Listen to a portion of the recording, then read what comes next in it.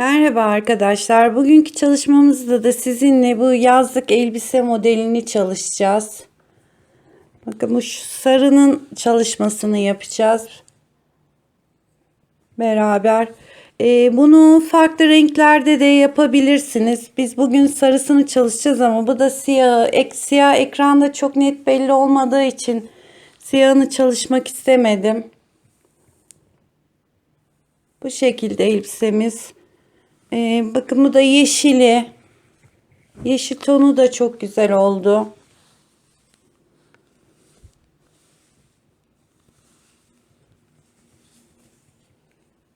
Şöyle arkadaşlar.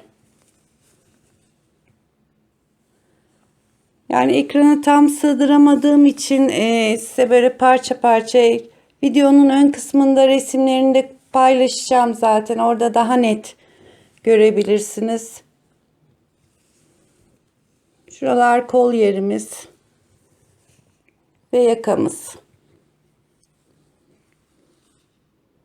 Yapacak arkadaşlara şimdiden kolay gelsin. Merhaba arkadaşlar. Bugünkü çalışmamızda da sizinle yazlık elbise yapacağız. Bel ve etek kısmında motiflerden oluşacak. Diğer taraflarına tığla devam edeceğiz. İpim şöyle Fibra Natura'nın Luxor ipi. 50 gramlık ipimiz, yaklaşık 10 tane falan kullanacağım. Yani 500 gram kadar ip gidecek. Tığ numaram da 3. Elbisemizi 36-38 bedene göre yapıyoruz. Büyütmek isteyenler motiflerden büyütecek. Şimdi elbisemizin ilk önce beldeki motiflerinden başlayacağız. Sihirli halka yapıyorum. Şöyle normalde bir kere yapıyorduk, fakat motiflerimizin uç kısımları açılmasın diye, iç kısmı daha sıkı olsun diye 2 kere doladım. Bakın şöyle 1 ve 2 tutuyorum. Şimdi şu iki kata birden girip 1 2 3 4 tane zincir çektim. Tığımı doluyorum. Daha sonra bu ipi çıkarıyorum. Bakın şurada 3 kat ip var. Onun üstüne örüyorum. Üçlü trabzan, 2. Arada 2 zincir. Tekrar üçlü trabzan, 2 zincir. 8 tane bu şekilde araları 2 zincirli trabzanlar hazırlıyoruz.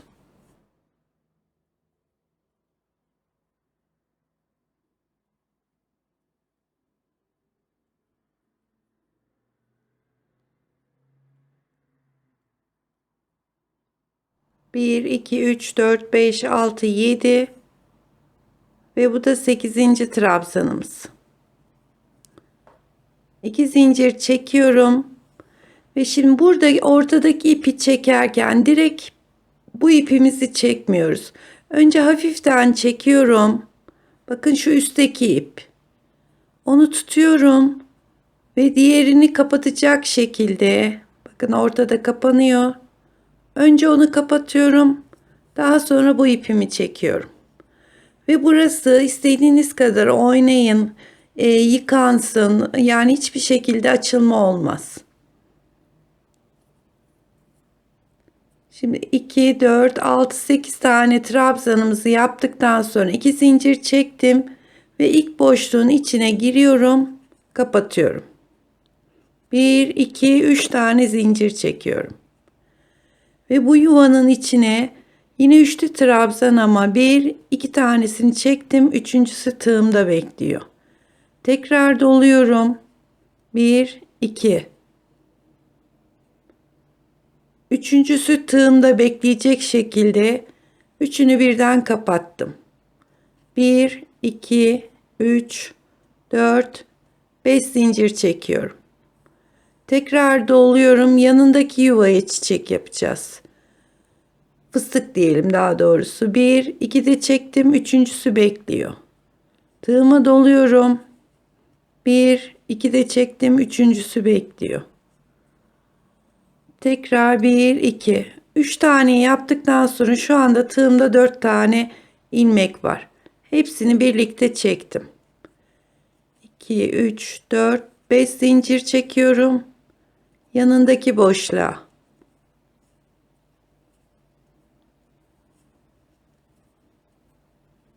3 tane yaptıktan sonra hepsini birlikte topluyorum. 5 zincir çekiyorum. Tekrar yanındaki yuvaya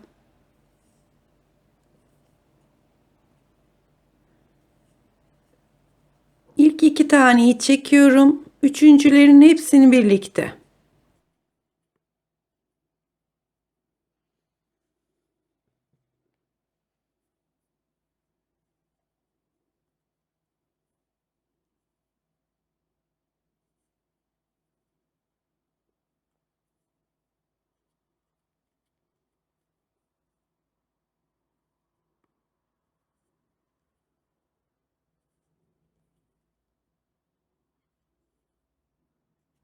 Aralarımız 5 zincir. Boşluğa giriyorum. 1 2 de çıkıyorum. Tekrar giriyorum. 1 2 de çıkıyorum. Tekrar 1 2 de giriyorum. Üçüncülerin hepsini birlikte topluyorum. 5 zincir çekiyorum. Aynı şeyi tekrar.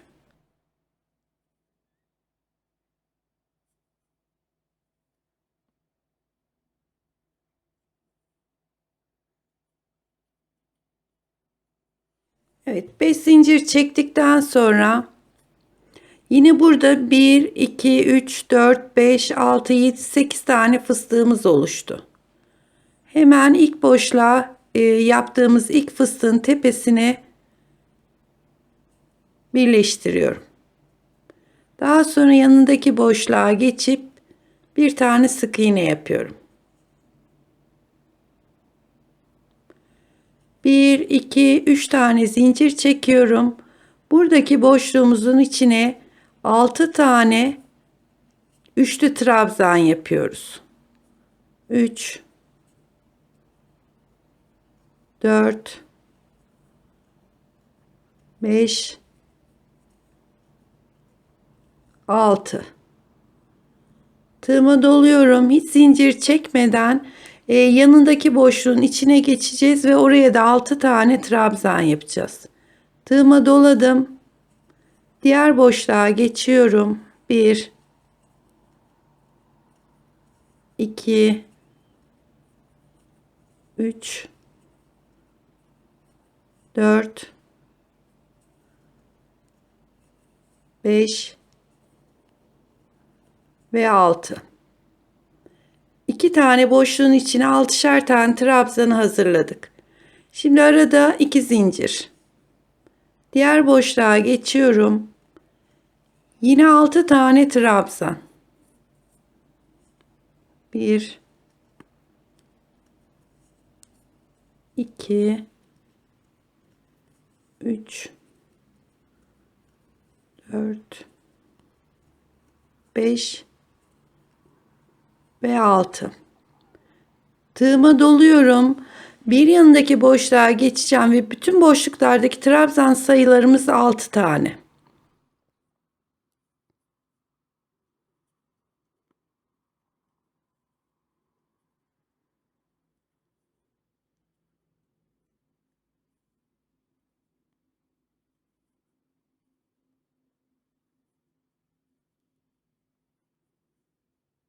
Şimdi iki boşluğu doldurup iki zincir çekmiştik. Yine iki tane boşluğu doldurduk ve iki zincir çekiyorum.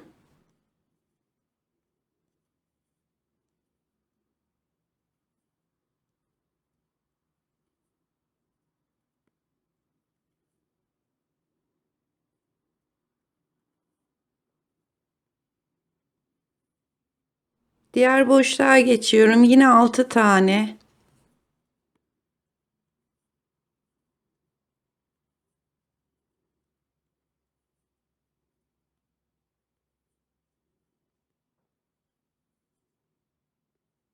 Tekrar 2 zincir çekiyorum. Kalan son 2 boşluğumu da 6'şer tane trabzan yaparak motifimin ortasını bitireceğim. Bir trabzanlarımız, elbisemiz bitene kadar hep üçlü trabzan.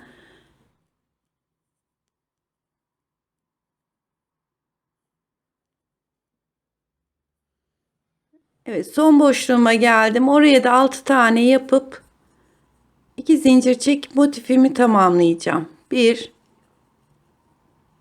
2 3 4 5 ve 6. 2 zincir çekiyorum ve ilk yaptığımız trabzanın tepesine birleştiriyorum.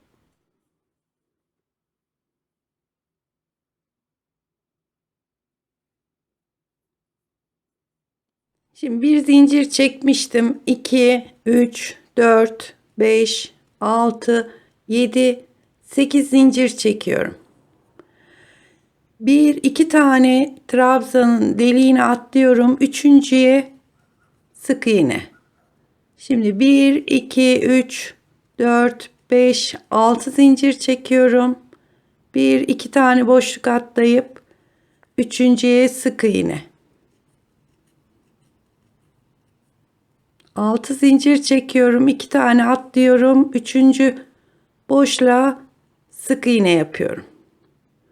1 2 3 4 5 6 zincir çekiyorum. Şimdi bu iki zincirli çektiğimiz boşluk var. Buranın içine 2 tane üçlü trabzan yapıyorum.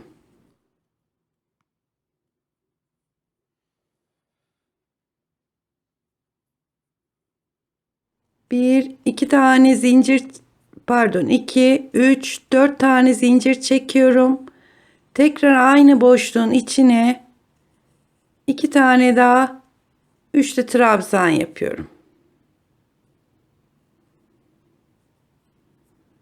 1 2 3 4 tane yuvamız var ve şu boşlukta ikişerli iki tane üçerli ikişer tane trabzanımız var.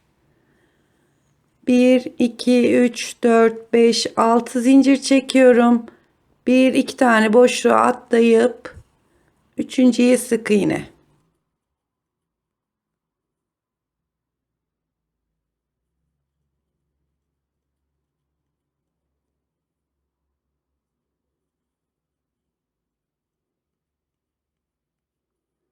Şu iki zincirli boşluklara geldiğimiz zaman önce iki tane üçlü trabzan yapıyoruz.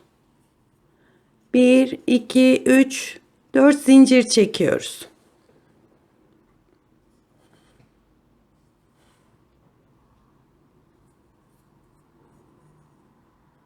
Tekrar aynı yuvanın içine iki tane daha üçlü trabzan yapıyoruz.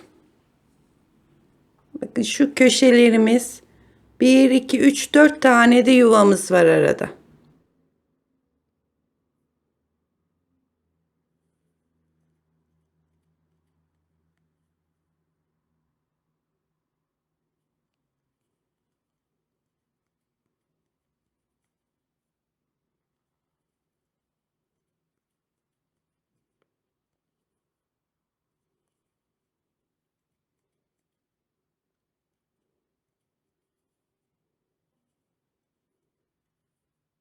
Yine iki zincirli boşluğumuza geldiğimiz zaman 4 zincir çekip aynı yere tekrar iki tane üçlü trabzan yapıyoruz.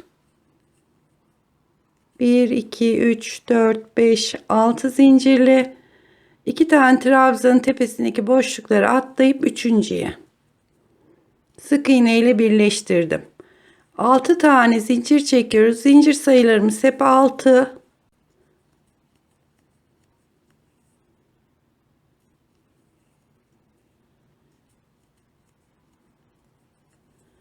Şimdi son köşeye geldiğimiz zaman, şuradaki yani boşluğa geldiğimiz zaman önce iki tane üçlü trabzan yapıyorum.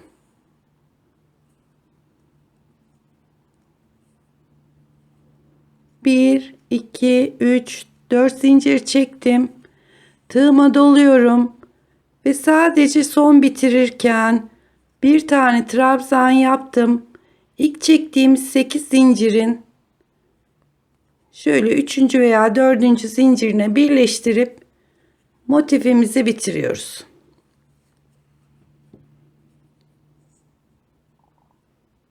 Evet, 4 köşemiz var arkadaşlar. Motifimiz bu şekilde.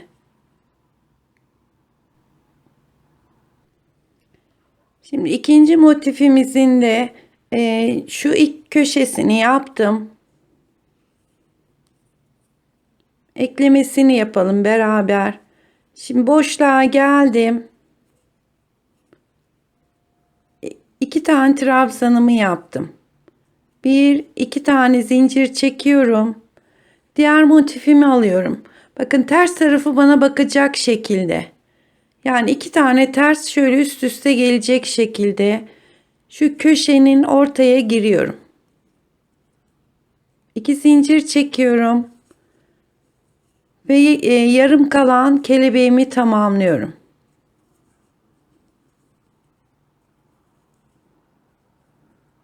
Bir, iki, üç zincir çekiyorum.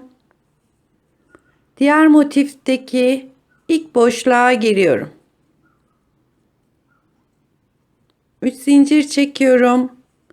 Tekrar alttan sayıyorum. 1, 2, 3. boşluğa sık iğne. 3 zincir çekiyorum. Motifin ikinci yuvasına giriyorum.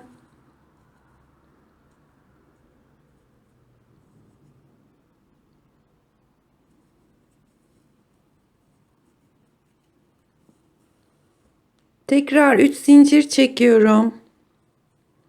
3. yuvaya giriyorum ve sık iğne ile birleştirdikten sonra 3 tane zincir çekiyorum. 1, 2, 3. Eklemelerimiz üçer zincirle oluşuyor. Diğer zincir sayılarımız 6 idi. Tam yarısını yaparak şu eklemeyi yaptık. Şimdi köşeye geldiğimiz zaman yine önce 2 tane üçlü trabzan yapıyorum. 1, 2, 3 zincir çekiyorum. Diğer motifte zaten orta kısmı kaldı. O köşeye ekliyorum.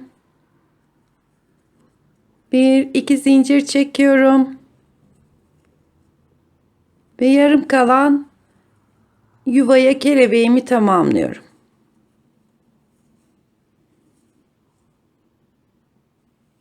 Yani şurada 4 tane boşluğumuzu birbirine ekleyerek motifimizin bir kenarına ekledik.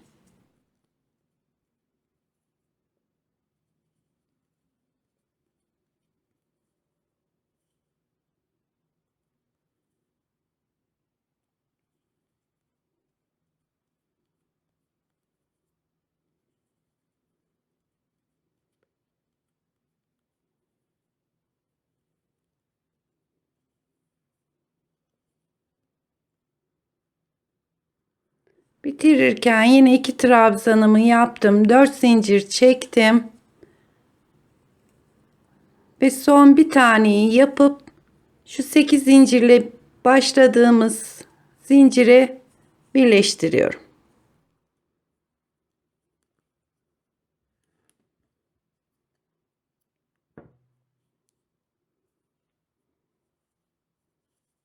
Şu ortadaki keselim arkadaşlar.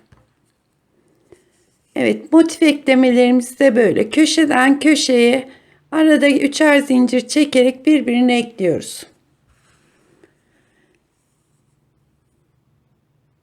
Ve bunun gibi şimdi 36-38 bedene 8 tane motif hazırlayacağız. Yani 2 taneyi hazırladık. Bunun gibi 6 tane daha hazırlayacağız.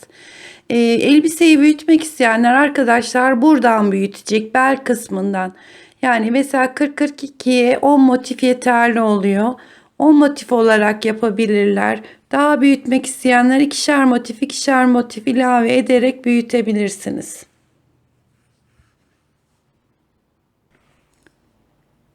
Birinci motifimiz 2, 3, 4, 5, 6, 7 ve 8. motifimi ekledim. Yalnız bunu eklerken hemen ikinci kelebekten başladım, ekledim ve buradaki üçüncü kelebeğe geldim köşeye. Bunu tutuyorum, motiflerimi de şöyle düzeltip artık parçamızı birbirine ekleyeceğiz.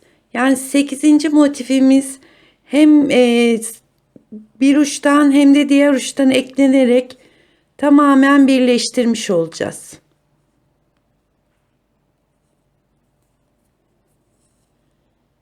Şimdi arkadaşlar 2 zincir çektim. Şu motiflerimi düzeltiyorum şu şekilde.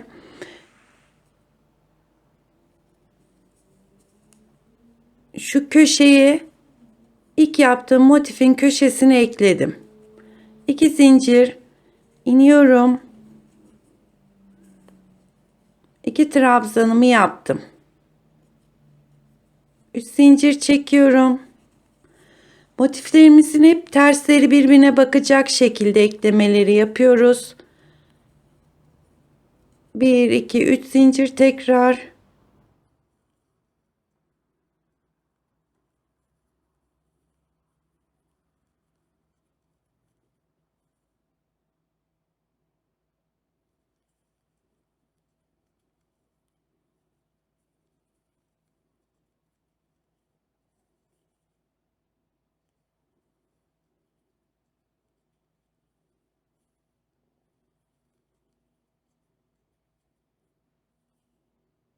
Evet, son yani ilk daha doğrusu motifimizin başladığımız ilk yuvaya geldik. 2 tane yaptık. 2 zincirli motifimizin diğer motifimizin köşesine ekledik. Ve giriyorum, sadece bir tane trabzan yapıp ilk 8 zincir çektiğimiz zinciri ekliyorum ve orada da 2 tane trabzanımız oluşmuş oldu. Şimdi bir zincir çekip hemen yanındaki boşluğa girdim. 1 2 3 zincir çekiyorum. Bakın arkadaşlar, burası bel kısmımız. Yani 4 motif önde, 4 motif arkada olacak şekilde motiflerimizi ayarladık.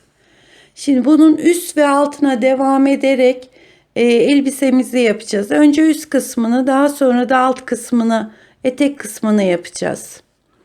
Hiç ipimi koparmadım. Şimdi bu üst kısmına giderken son motifi ekledik ve devam edeceğiz.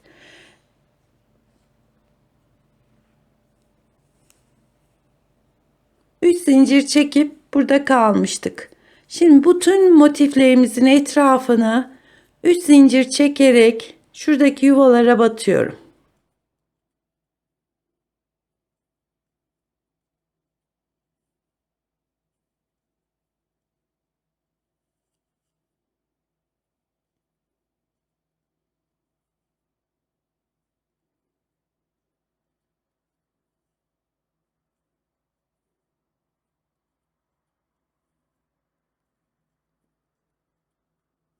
Üç zincir çekerek tamamen motiflerimizin üst kısmında başladığımız yere kadar geleceğiz.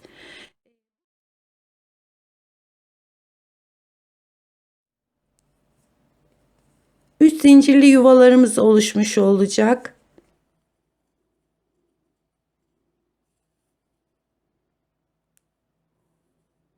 Evet, bu şekilde 3 zincir 3 zincir çekerek başladığımız yere kadar devam ediyoruz. Bütün etrafımız motiflerin üst kısmına bir sıra 3 zincir çekerek şöyle yuvalar hazırladık. Şurası da ilk başladığımız yuva. Oranın içine giriyorum ve birleştiriyorum. Şimdi 1 2 3 tane zincir çektim. Her yuvanın içine 4 tane trabzan yapacağız.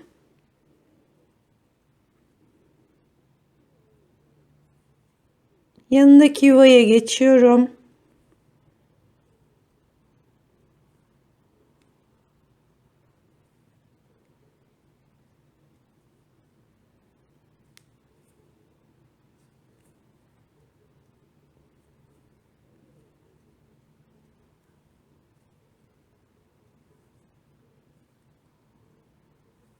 Bu şekilde bütün yuvalarımızın içine 4'er tane trabzan yaparak bir sıra dolgu olarak tamamlayacağız.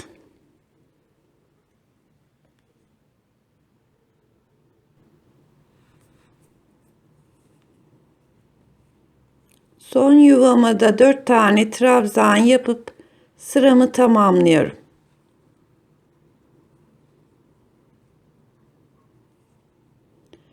İlk yaptığım trabzanın tepesine girip ve birleştiriyorum. Şimdi 1, 2, 3, 4, 5, 6, 7 tane zincirimi çektim. 1, 2 tane atlayıp üçüncüye batıyorum. Şimdi 3 zincir çekiyorum. Ve 1, 2, üçüncüye batıyorum. Burada bazen üçüncüye batacağız, bazen dördüncüye batacağız arkadaşlar. Yani sayımızı tamamlamamız gerekiyor. Bu sırayı da 3 tane zincirle böyle yuvalar hazırlıyoruz.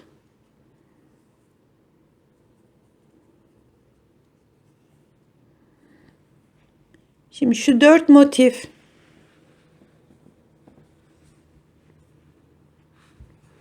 bir, iki, üç, 4 motif önde, 4 motif arkada. Bu 4 motifin üstüne 30 tane şu 3 zincirli yuvalardan hazırlayacağız. 30 tane de arka tarafa. Yani toplamda 60 tane şu şekilde yuvalarımızı hazırlayacağız.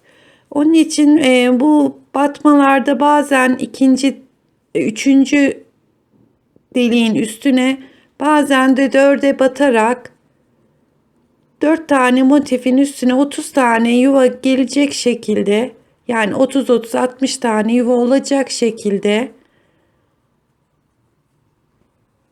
bu sıramızı tamamlayacağız.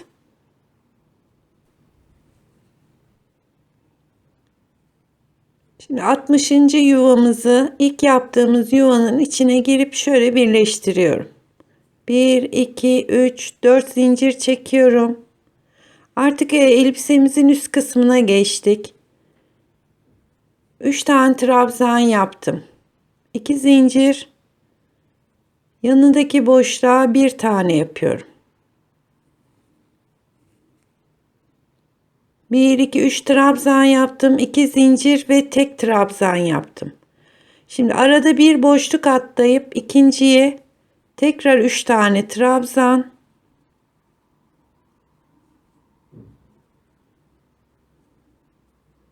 2 zincir ve aynı boşluğun içine sadece 1 tane yapıyorum. Zincir çekmeden arada bir yuva atlıyorum. İkincisine 3 tane trabzan,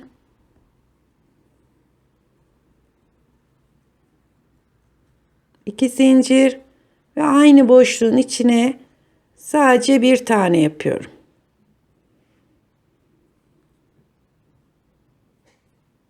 Zincir çekmeden arada bir tane boşluk atlayıp diğer boşluğun içine önce 3 tane trabzan, 2 zincir ve aynı boşluğun içine tek yapıyorum. Bu sırayı böyle tamamlayacağız arkadaşlar. Sıranın sonuna geldiğimiz zaman ilk yaptığımız trabzanın tepesine birleştiriyoruz. Ve ortadaki boşluğa gelene kadar bu ipimizi yürütüyoruz arkadaşlar. Şimdi 1, 2, 3, 4, 5, 6, 7 ve 8. 8 tane zincir yaptık. İlk sırada önce 3 trabzan, daha sonra 2 zincir ve tek trabzan yapmıştık. Bu sıra tam tersini yapacağız. Bunu tek kabul ediyoruz. Yanına 3 tane trabzan.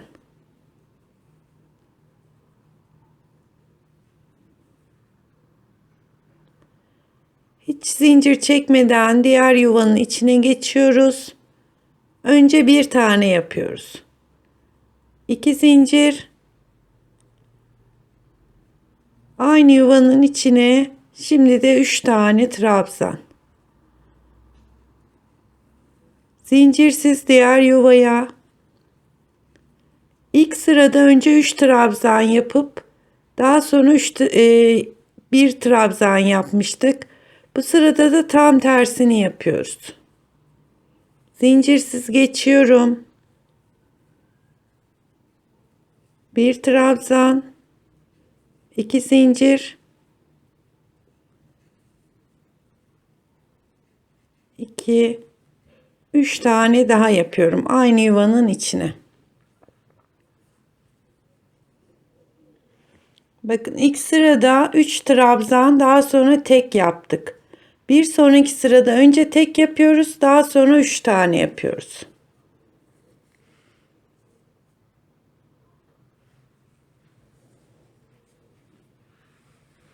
Bu sırayı da böyle tamamlayacağız arkadaşlar.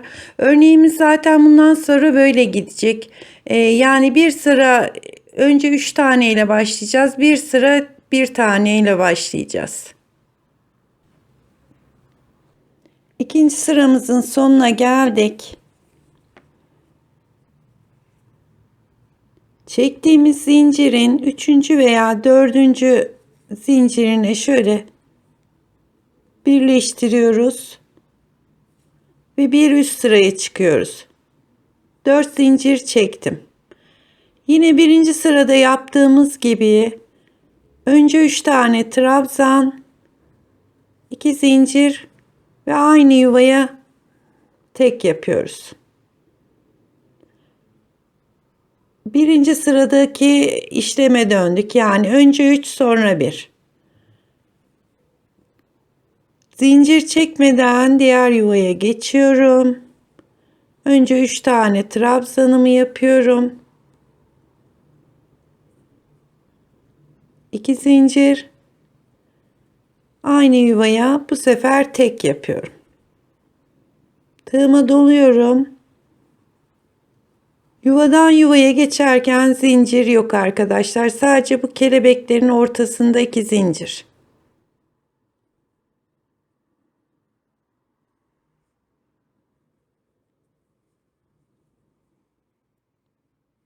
Evet, ilk sıradaki yaptığımız işlemi geldik 3. sıra. 4. sırada da 2. sırada yaptığımızı yapacağız. Yani bir sıra 3 tane ile başlayacağız. Bir sıra tek olarak başlayacağız. Bu şekilde koltuk altına kadar devam ediyoruz.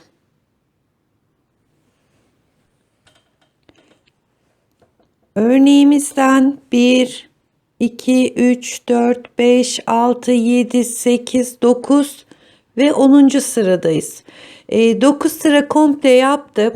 Şimdi 10. sırada 30 tane örneğimiz vardı. Bunu sadece 15 tanesini yaptım. Yani 1, 2, 3, 4, 5, 6, 7, 8, 9, 10, 11, 12, 13, 14, 15. Şimdi kol ayrımını yapacağız. Koltuk altını ön ve arkayı ayıracağız birbirinden. Yani bu örgümüzün yarısı ön yarısı arka olarak devam edecek.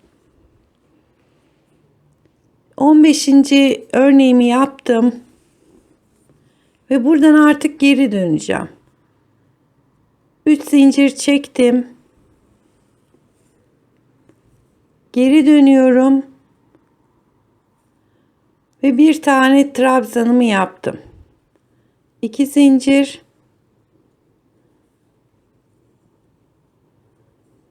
3 tane daha trabzan. Tığıma doluyorum. Bir trabzan, 2 zincir, Ve 3 tane daha aynı yuvanın içine trabzan yapıyorum.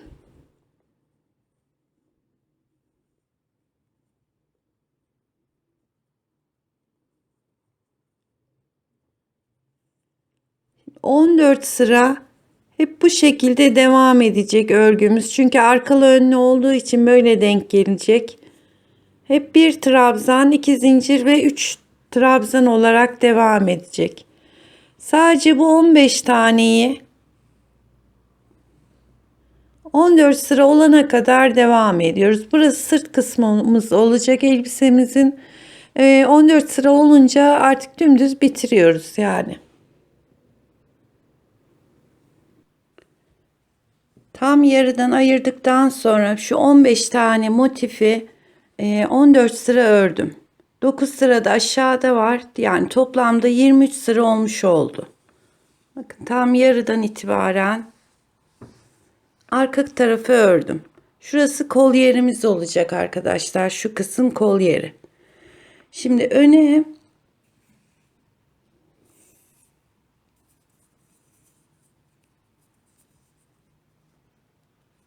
ipimi şöyle bir zincir çekiyorum. Alıyorum tam koltuk yerinde şuna 15. dilimimiz. Bu da önün 15. dilimi. Buraya ipimi hatta şu dolgunun içine bağlıyorum. Boşluğa giriyorum. 1, 2, 3, 4, 5 zincir çekiyorum. 1, 2, 3 tane doldurdum. Zincirsiz diğerine geçiyorum.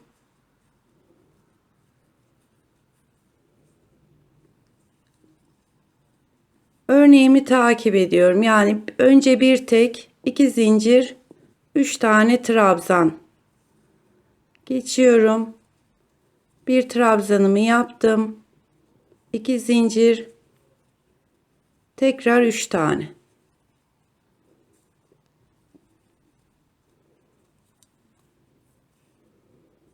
Evet, kolumuzun kenarı önde sadece 3 örnek olarak devam edecek. Arada yaka bırakacağız. Diğer tarafta da 3 örnek olarak yapacağız. Şimdi 1, 2, 3 zincir çektim. Geri dönüyorum. Önce bir tane trabzanımı yaptım. 2 zincir, 3 dolgu.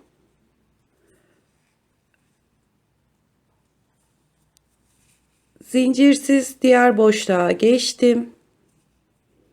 Bir trabzan, 2 zincir, 3 tane dolgumu yapıyorum.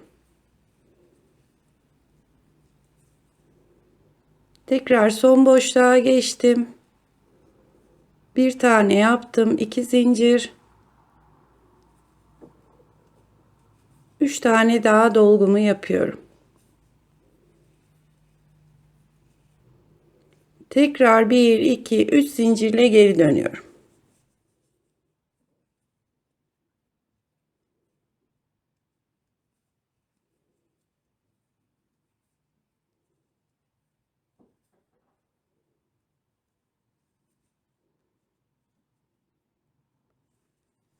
Evet, ön kısmımızda sadece bu 3 tane motifimiz 14 sıra olana kadar devam edecek. Yani şu kısmımız tam arkanın ebatına gelene kadar 14 sıra olarak devam edecek. Evet, öndeki parçamızda yine arka kadar yaptık. Şimdi bunları ters çeviriyoruz. Şöyle eklemesini yapacağız.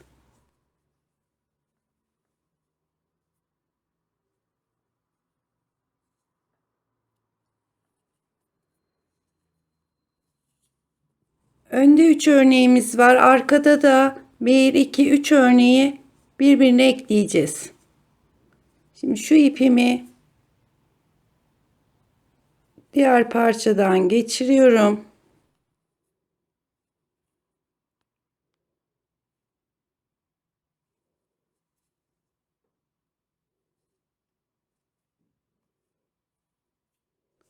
uç kısmını tutturdum. Şimdi bir zincir çekip oraya bir sık iğne yapıyorum.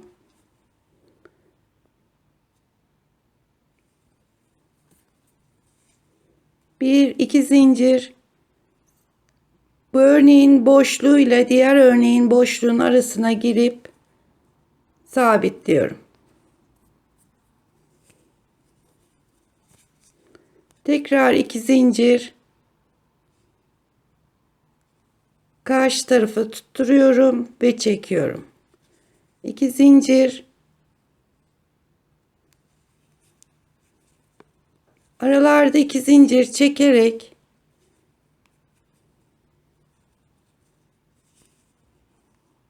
ön ve arka parçayı birbirine ekliyorum.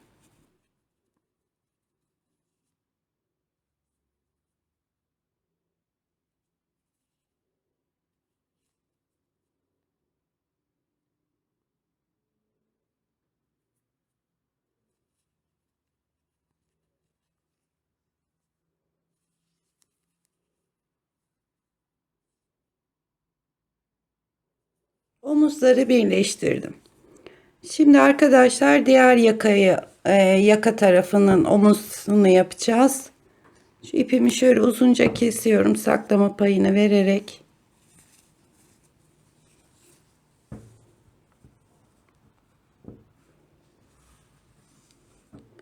Şimdi burada 3 örnek ayırmıştık. Şu askı payını yaptık. Arada 1, 2, 3, 4, 5, 6, 7, 8, 9 tane ayırıyoruz. Yaka için ön kısmına 9 örnek ayırdık. 1, 2, 3 tane yine omuza örneğimiz kaldı. Yine aynı şekilde ipimi bağlıyorum.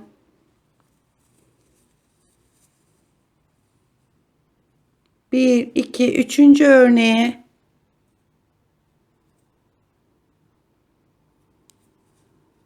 ipimi sabitliyorum. Yine aynı şekilde burada da 3 örneği 14 sıra şeklinde devam ediyorum.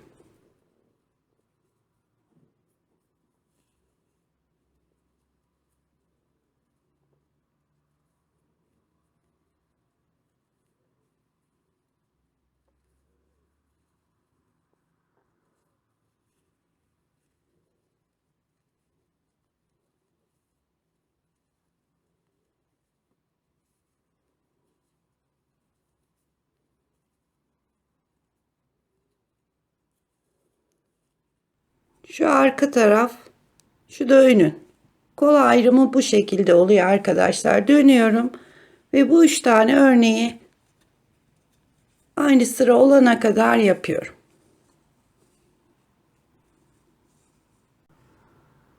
Evet, iki yaka kenarlarını yaptık. Şuralarda kol yerimiz.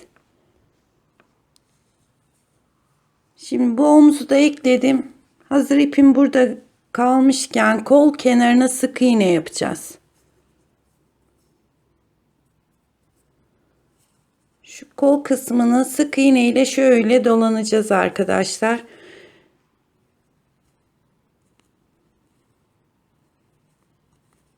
Bu yandaki boşluklara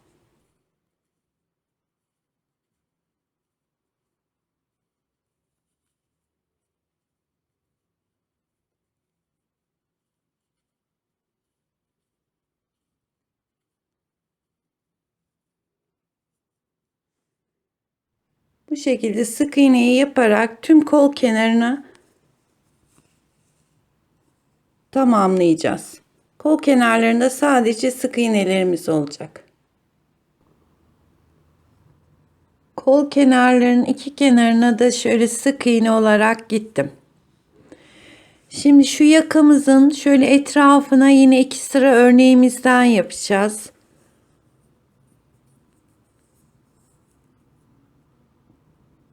Şöyle ipimi bir zincir yapıyorum. Herhangi bir omuz kenarından başlıyorum.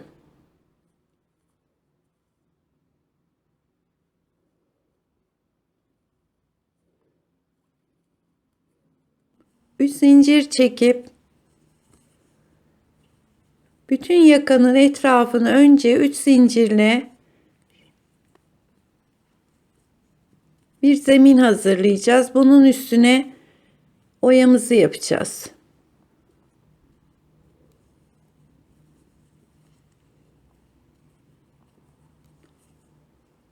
Ben şu aradaki yakanın etrafındaki boşluklara batarak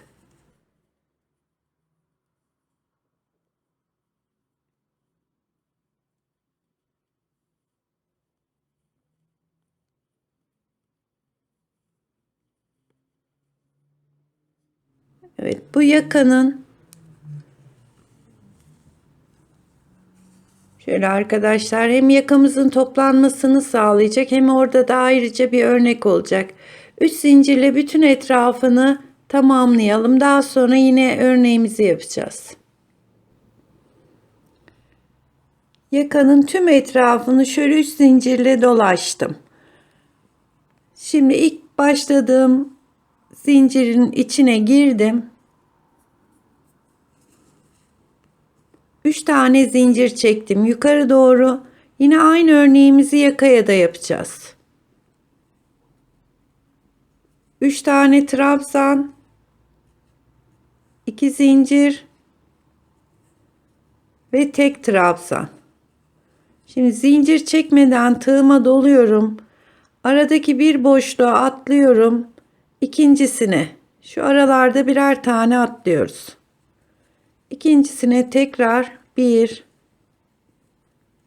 2 3 tane trabzan yaptım.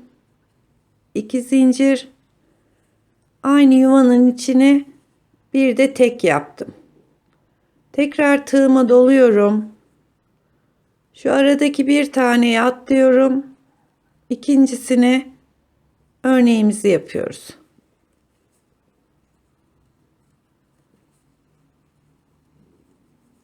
Üç tane trabzan, 2 zincir ve bir tane de tek yapıyorum. Tekrar tığıma doluyorum. Bir boşluk atlayıp diğer yuvanın içine 3 trabzan, 2 zincir ve bir tek trabzan olarak örneğimi yapıyorum.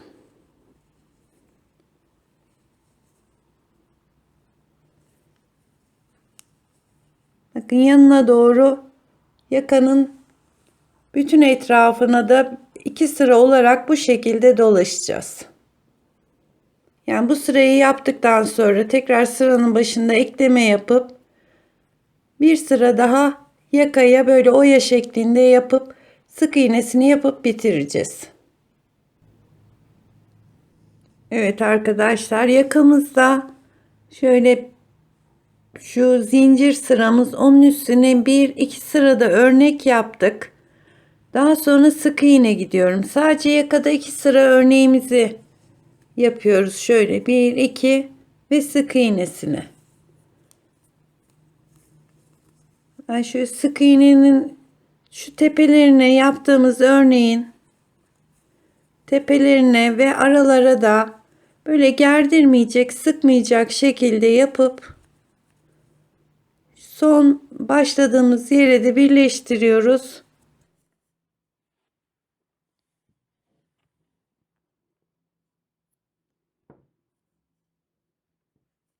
Ve yakamız da bitmiş oldu.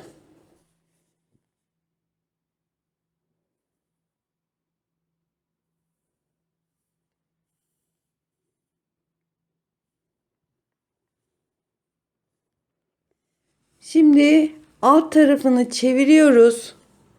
Şu yaptığımız motifin tam tersi istikametine, yani şu tarafına da dolgu yapmıştık hatırlıyorsanız.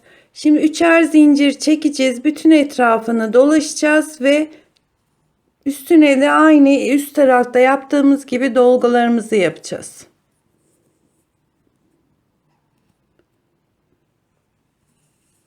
Şöyle koltuk altı hizasından bir yerden başlıyorum arkadaşlar. Şuradan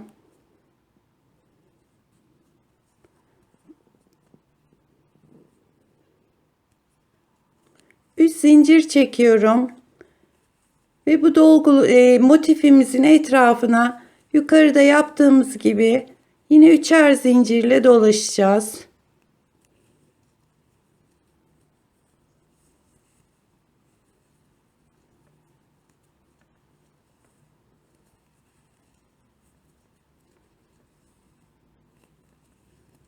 Bütün boşluklara batarak